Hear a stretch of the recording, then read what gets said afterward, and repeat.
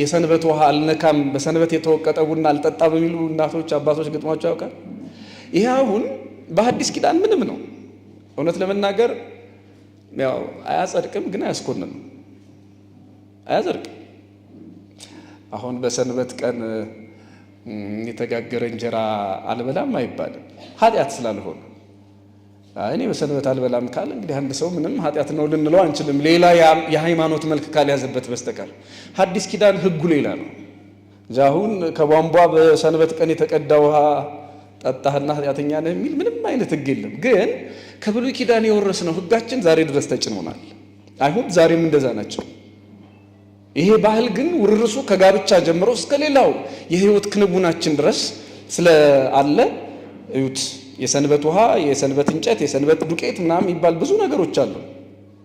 ይሄ ማለት ሰንበት ይሻር እያልኳችሁ እንዳልሆነ ግልጽ ነው። ውሃ ስለመቅዳት ቡና ስለ ወቅጦ ወይም ቆልቶ ስለመጠጣት እየነገርኳችሁ ነው እንጂ ቅዳሜና እሁድ የተከበሩ በዓላቶቻችን ናቸው እና ሰዎች እንደ አይሁድ ተጠንቅቀው ያከብሩታል። 318 ሊቃውንት በነገራችን ላይ በዓላትን እንደ አይሁድ አድርጋችሁ በመጠንቀቅ እንደ ያለ ልክ በመጠንቀቅ አታክብሩ ብለዋል።